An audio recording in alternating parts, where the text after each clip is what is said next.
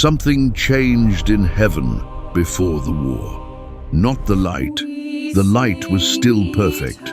Not the worship. The songs were still rising. Something else. A feeling moving through the ranks like a current beneath still water. Quiet, deliberate, patient. One angel stood at the edge of a gathering. He had been standing there for what felt like the third time this week. The same voices, the same questions.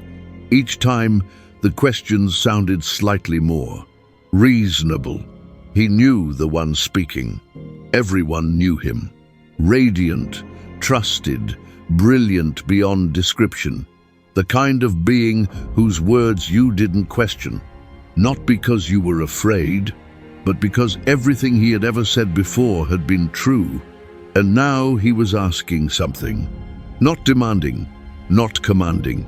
Asking, do you ever wonder what we were made for? Beyond this, the angel at the edge of the gathering said nothing, but he didn't walk away. And that was the beginning. Before there was a war in heaven, there was a conversation. Before there was a rebellion, there was a question asked quietly to someone who trusted the one asking. Scripture tells us 1/3 of heaven's angels followed Lucifer. 1/3.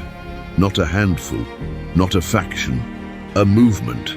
Which means before any angel raised a hand against God, something far more dangerous had already happened. They had been persuaded. And here is what no one asks loudly enough. Not what Lucifer promised, but how a being who had stood in the direct glory of God, you could hear a different voice and find it worth listening to. That question does not stay in heaven. It never did. To understand what broke heaven, you first have to understand what heaven was. Not the vague brightness of popular imagination, not clouds and harps and endless soft light. Something structured, something ranked, something that functioned with the precision of a living system, built by infinite intelligence. Ancient Jewish texts, some of them predating the New Testament by 2 centuries, describe the celestial realm in layers. The Seraphim, a name drawn from the Hebrew word for burning. 6 wings, faces veiled even in God's presence. Their function, not combat, not governance, pure proximity to holiness. They existed to stand near what no created thing could fully bear. Below them, the cherubim. Ezekiel describes them in chapter 1. 4 faces, 4 wings, moving like fire, like lightning. They were not decorative. They were guardians of sacred boundaries, the living architecture of divine order. And then the Ophanim, the wheels within wheels, covered in eyes, moving wherever the Spirit moved, never turning, never hesitating, beings whose entire existence was perfect responsiveness. This was not a simple place. This was a civilization, a cosmos within the cosmos, ranked, ordered, purposeful. Every being in it had a role that was not assigned arbitrarily. It was matched to what they were. Their nature and their function were one. And at the center of this structure, the throne, not a symbol, not a metaphor, a reality that every being in heaven oriented toward, the way every compass needle orients toward north. The glory that emanated from it did not simply fill the space. It was the space. Light was not in heaven.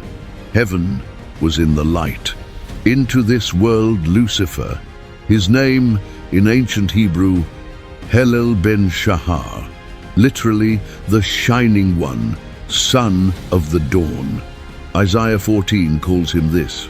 Not a title assigned in disgrace, a description of what he actually was. Ezekiel 28 adds the details that make this staggering. You were the anointed cherub who covers. That word covers. In Hebrew, it means to overshadow, to shield, to stand between. Lucifer's position was not ceremonial. He stood between the throne and the rest of creation. Glory flowed outward through him. Every stone adorning him, sardius, topaz, diamond, beryl, was not decoration. It was function. He was built to catch divine light and carry it. Ezekiel says he walked on the holy mountain of God. He moved among the stones of fire. He was blameless in his ways. From the day he was created, read that carefully. From the day he was created, blameless. This is not a being who started flawed. This is not a being who was overlooked, undervalued, or placed in the wrong position. He was given the closest proximity to glory that any created being had ever been given. So the question that has echoed through theology for 2,000 years is not why a corrupt being fell. That would be simple. The question is why a perfect being, one with everything, positioned at the very center of what heaven was, began wanting something else. The book of Enoch, chapter 39, describes the dwelling of the holy ones in heaven, a place where there is no darkness, and all who dwell there are clothed in light.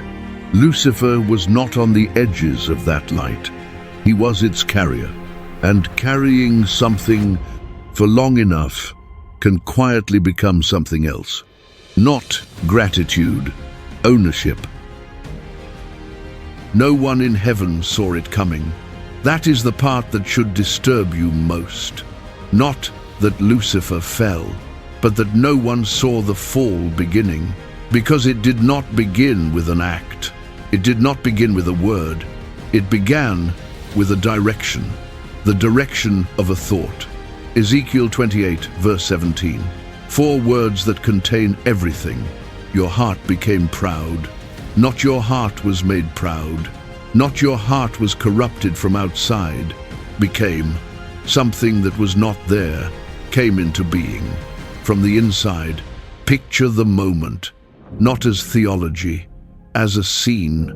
Lucifer is mid-worship. The glory of God is moving.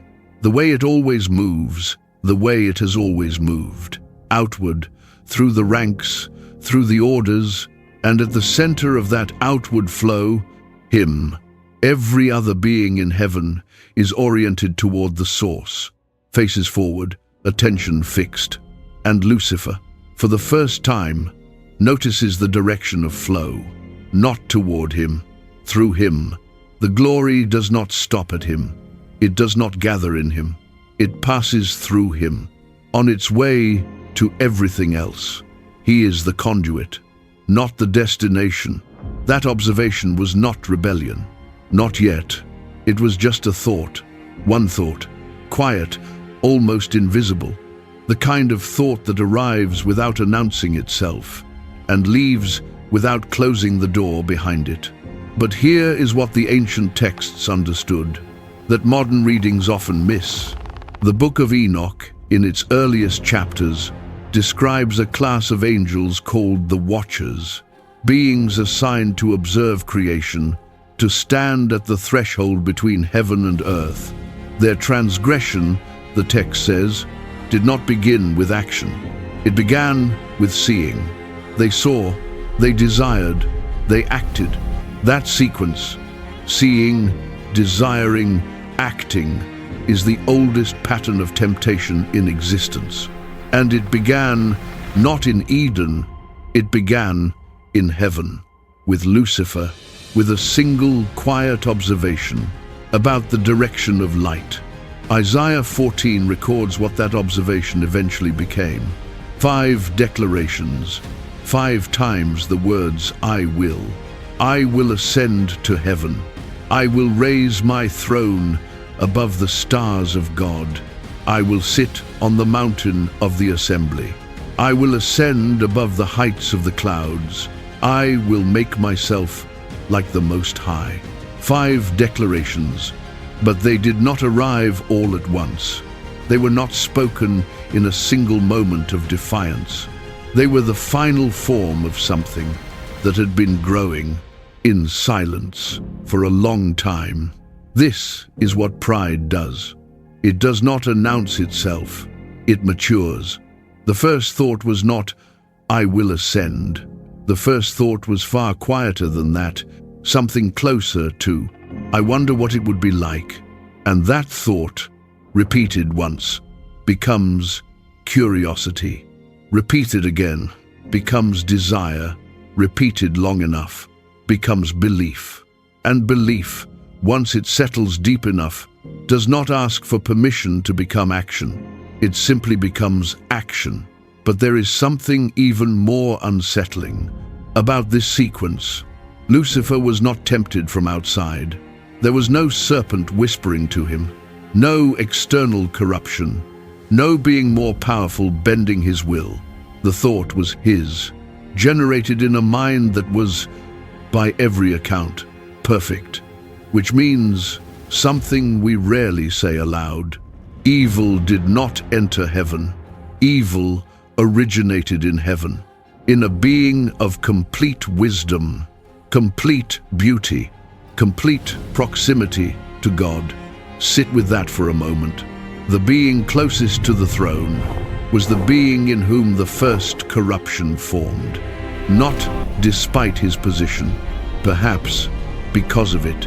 Because here is what proximity to glory does. When it is not continuously received as gift, it begins to feel like qualification. He was not grateful to carry the light. He began to feel he had earned the right to carry it. And the distance between those two things, gratitude and entitlement, is the distance between worship and ambition. Ezekiel says his wisdom was corrupted because of his splendor, not corrupted despite his splendor. Because of it, the very gifts that made him the closest to God became the instruments of his distance from God. And here is where the story shifts. Because a thought kept long enough needs somewhere to go. Pride that matures in silence eventually seeks expression, not in actions yet, in questions, carefully chosen questions, asked to carefully chosen ears. He did not storm the throne. He did not issue a declaration. He started a conversation, and the first question he asked was not about God. It was about the one he was asking. Do you ever wonder what you were made for? Beyond this, that question, those words, that was the door, and somewhere in heaven, an angel heard it for the very first time and paused. One angel questioning his position is a private crisis. 1/3 of heaven joining him. That is a movement.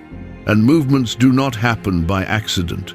They are built one conversation at a time.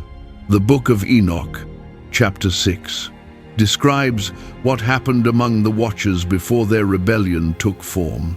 They gathered, they swore an oath, they bound themselves to one another by mutual agreement, before a single act of defiance had taken place.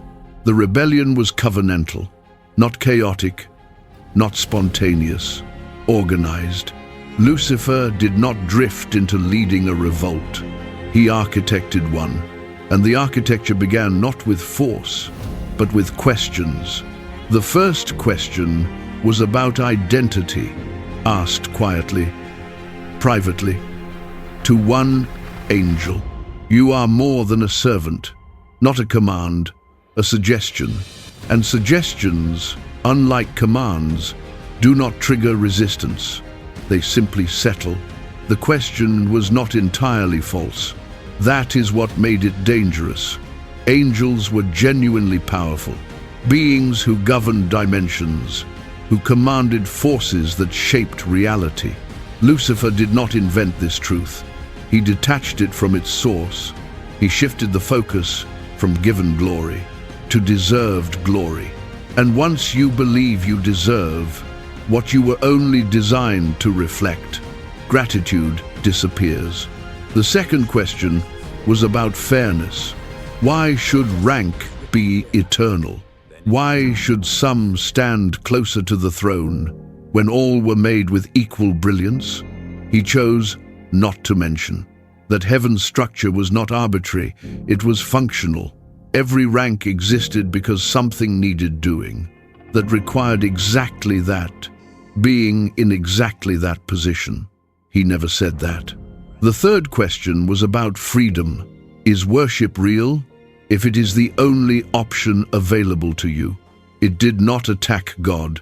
It questioned the authenticity of devotion itself, suggesting that service without alternative was not worship, it was compliance. And compliance, dressed as worship, was a kind of prison. The fourth question was about knowledge. There are things withheld from us. Why should understanding have a ceiling? This question would travel all the way to Eden. Same architecture, same implication, that God was withholding something, not for their protection, but for his own. The fifth question, the most poisonous, was about love. If God truly loved us, he would want us to be our fullest selves. To choose our own path is not rebellion. It is the fullest expression of the freedom he gave us. 5 questions, each carrying a fragment of truth, each missing the fragment that made the truth whole. This is how the most effective deceptions work, not as obvious lies, but as incomplete truths, presented as the complete picture. The Dead Sea Scrolls War Scroll, discovered at Qumran in 1947, does not describe a chaotic uprising. It describes 2 armies, ranks, commanders, strategic positioning. Scholar John Collins of Yale Divinity School calls it the most detailed account of organized cosmic warfare. In all of Second Temple Jewish literature, Lucifer did not gather a mob, he built an army. So picture what this looked like across heaven. Not one conversation, dozens, then hundreds, private gatherings, shared questions, the slow accumulation of doubt in beings who had never been taught to recognize doubt for what it was. Their innocence, the very thing that made their worship pure, was also what made them vulnerable. Some angels rejected Lucifer immediately. They heard the same questions, felt the same pull, and said, "No, we will return to them." But others listened, and listening was the first step, because once you have heard enough of someone presenting an alternative, neutrality becomes impossible. You are either moving toward the throne or away from it. There is no standing still. Lucifer never called it rebellion. He called it reform. He never said, "Follow me against God." He said, "Follow me towards something greater." Rebellion, wrapped in aspiration, is the most difficult kind to identify because it feels like growth. It feels like courage. It feels like finally being seen. And 1/3 of heaven, beings of ancient wisdom, beings who had felt the glory and known it was real, chose the promise over the presence, not because they hated God, because they loved the idea of a different version of themselves. That was the recruitment, not a battle, a conversation, repeated until it became conviction, repeated until conviction became allegiance, repeated until allegiance had enough voices to call itself a movement. Stop here for a moment, because what we have described so far, the pride, the questions, the recruitment, sounds like theology, like interpretation, like something ancient communities believed, but could not verify. Except, in 1947, a young Bedouin shepherd threw a stone into a cave near the Dead Sea. He heard something shatter. He climbed in. What he found would take decades to fully translate and permanently change what scholars understood about the world the Bible was written in. The Dead Sea Scrolls, over 900 documents, hidden in clay jars in the caves of Qumran. For 2,000 years, written by a Jewish community who believed they were living on the edge of a cosmic war, not metaphorically, literally. Among those scrolls, the War Scroll, its Hebrew title, Milkamah, the word means simply war. The document describes in precise military detail a final conflict between two forces, the sons of light and the sons of darkness. Ranks are listed, battle formations are specified. The role of angelic armies is mapped out with the kind of detail you would find in a military field manual. John Collins of Yale Divinity School, one of the foremost scholars of Second Temple Jewish literature, describes the War Scroll as the most elaborate account of organized cosmic warfare in any ancient Jewish text. Not poetic, not symbolic, structured, strategic, intentional. The community that wrote this was not writing fiction. They were writing preparation. They believed the war that began in heaven had never truly ended, that it had simply moved, changed terrain, and that they, a small group of people hiding scrolls in desert caves, were participants in it. Now consider the Book of Enoch. Scholars date its earliest sections to the 3rd century before Christ, making it older than most of the New Testament by 300 years. It is quoted directly in the canonical letter of Jude, verses 14 and 15, which means the early church knew this text, read it, considered it authoritative enough to cite. What does it say? In chapters 6 through 16, it names the angels who rebelled, not just Lucifer, others. Semyaza described as their leader among the watchers. Azazel described as the one who taught corruption, who took what was meant for one purpose and bent it toward another. The text describes their counsel, their oath, their deliberate, organized decision to cross a line they understood they were crossing. This was not confusion. This was not deception from outside.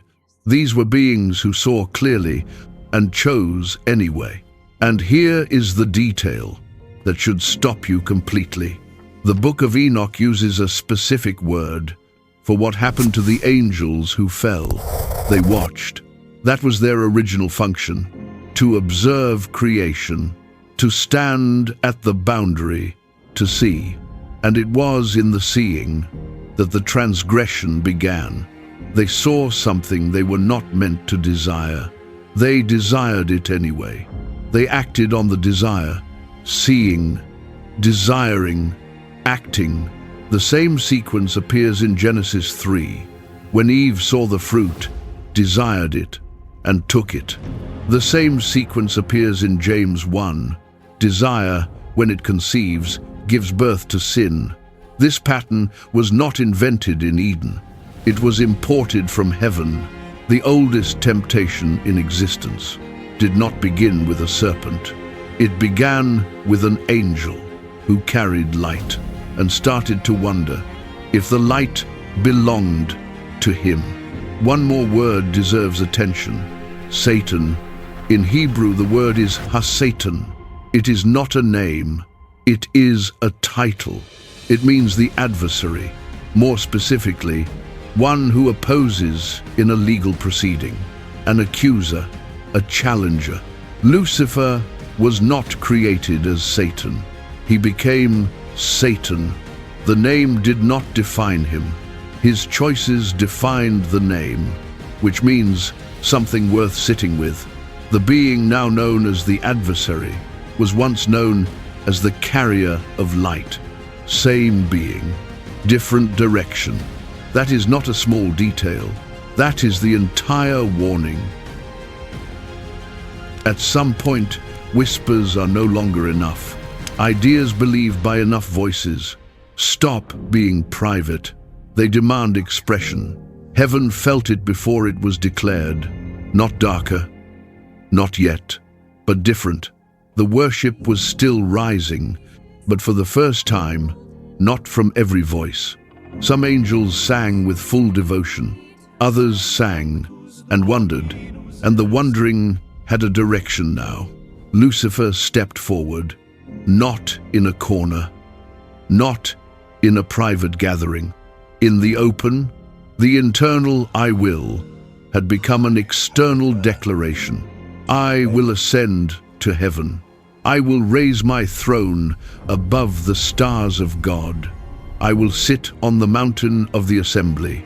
I will ascend above the heights of the clouds. I will make myself like the Most High.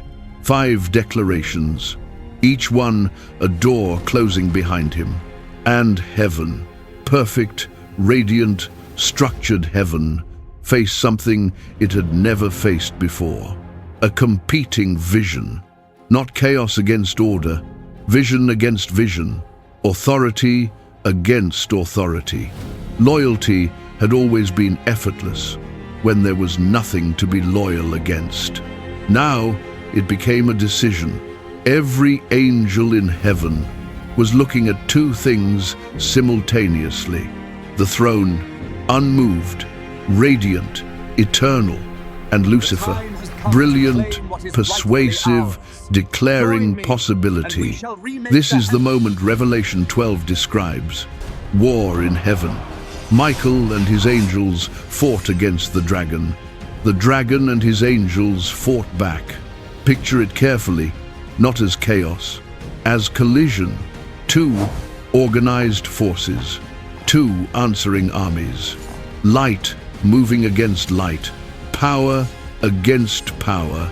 Beings who had once stood side by side in worship, now standing across from each other in something that had no name yet, because it had never existed before. Michael, his name in Hebrew a question, who is like God, not a statement, a question. The question that answers itself simply by being asked. Lucifer had declared, I will be like the Most High. Michael's very name declared, nothing is like God. That was not coincidence. That was the entire ideological war, contained in 2 names. And here is what the faithful angels understood, that the fallen ones had missed. Michael's army did not fight, because they had never doubted. They fought because they had heard the same questions, felt the same pull, considered the same alternative, and looked at the throne and chose it, not from inability to imagine otherwise, from the clear-eyed recognition that nothing Lucifer was promising could be more than what was already present. That distinction matters enormously. Their loyalty was not blind, it was chosen, and chosen loyalty is the only kind that means anything. Revelation 12, verse 8. 4 words. He was not strong enough. All the beauty, all the wisdom, all the influence, all the organized forces, all the persuasion, all the vision, not strong enough, because you cannot build higher than the one who is infinite. You cannot outgrow the one who is eternal. The promise was always built on an impossibility. But impossibility does not stop desire. Desire had already cost them everything, and so they fell. Revelation says he was thrown down, cast to the earth, and his angels with him, not relocated, not reassigned, thrown. The one who had stood closest to the throne now had no place there. The one who had carried divine light outward now moved in a different direction entirely, from proximity to exile, from radiance to ruin. And here is where Lucifer became Satan, not when the pride formed, Not when the questions started, not even when the allegiance gathered, but here, in the falling, in the moment, the adversary was not appointed, but chosen by his own will, by his own declaration, by his own "I will." Heaven was still standing, the throne unmoved, the glory undiminished. God was not dethroned. The rebellion that was supposed to restructure heaven had not moved the throne by a single degree. But something was different. Absence. Heaven had never known absence before. 1/3 of the voices that had always been part of the worship were gone. No scripture tells us what that silence sounded like, but silence, where there was always sound, is its own kind of grief. Heaven's first loss was not a battle. It was the empty space where familiar voices used to be. Go back to the angel at the edge of the gathering. He has heard everything. The questions about identity, the promise of elevation, the vision of a different heaven. More than once, he was not unmoved. The logic was coherent. The one speaking was someone he had trusted for longer than he could measure. He felt the pull. He could see the alternative. And then he looked at the throne, not for reassurance, not from fear, because something in him needed to look. What he saw was not a system to question or defend. It was a source, the only source of everything he was, and everything the one speaking was promising to become, without acknowledging where the capacity to become it had come from. He saw the lie, not because he was smarter, because he looked in the right direction, at the right moment, and he walked away from the gathering. Chosen loyalty is never free. It always costs something. Now consider where you are standing, not in heaven, but the architecture Lucifer built. The 5 questions, loyalty reframed as limitation. The suggestion that what you have is less than what you deserve. That architecture did not stay in heaven. It traveled to Eden first. Has God really said? Same question, same structure, same promise. You will be like God. Identical offer, new surroundings, same blueprint. And from Eden, it kept traveling. You have heard these questions, not from a radiant being in a celestial hall, from something quieter, from inside. You are more than this. You deserve better than what you have been given. Real love wouldn't put boundaries on you. If God truly cared, your life would look different. These are not new questions. They are ancient ones, older than Eden, older than the earth, and they arrive the same way they always have, not as obvious attacks, but as reasonable observations from a voice that sounds almost like your own.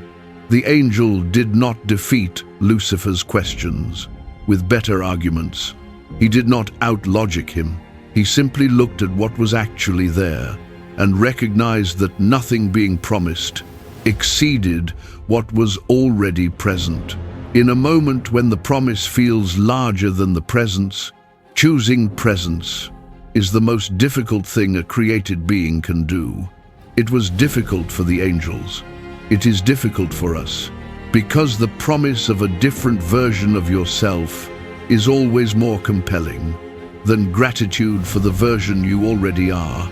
The angel walked away from the gathering, toward the throne. What he gave up, we will never fully know. What he kept, everything that mattered. The throne is still standing, not because it was never challenged, because it was challenged and it held. That distinction matters more than people realize. A throne that was never tested proves nothing. A throne that absorbed the greatest rebellion in the history of existence and did not move, that proves something eternal.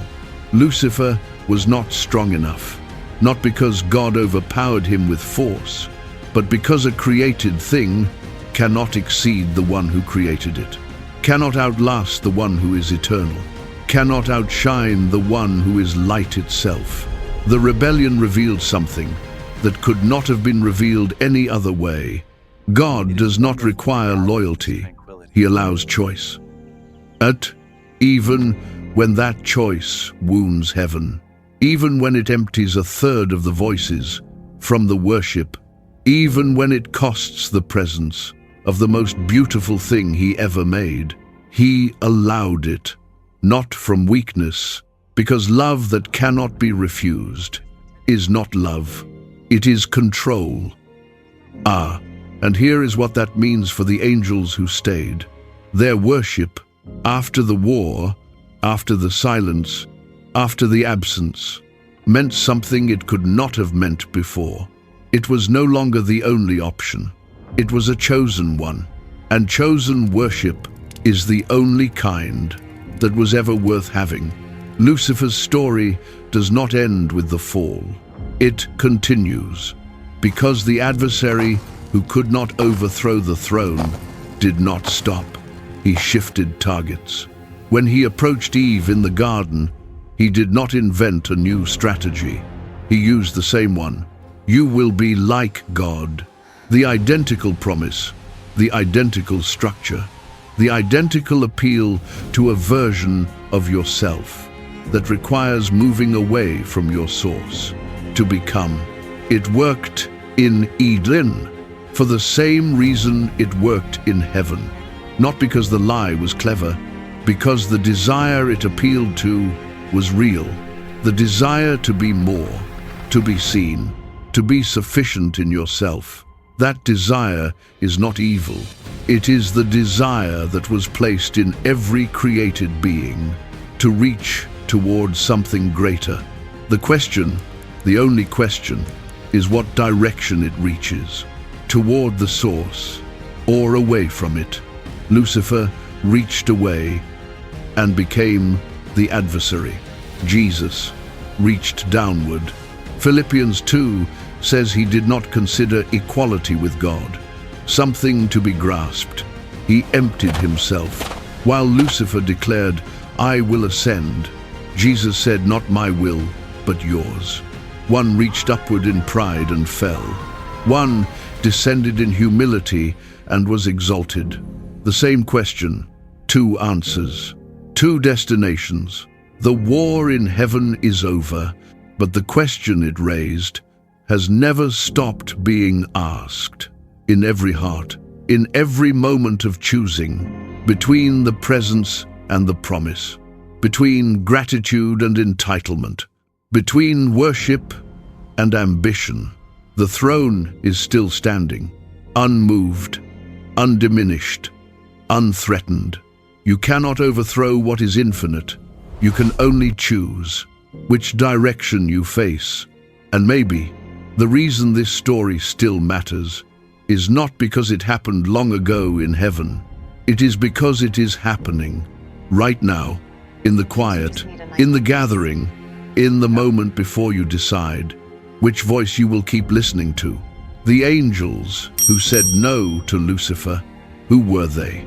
What did they see that the others missed? What protected them when the same questions landed on them that brought a third of heaven down? That story is next.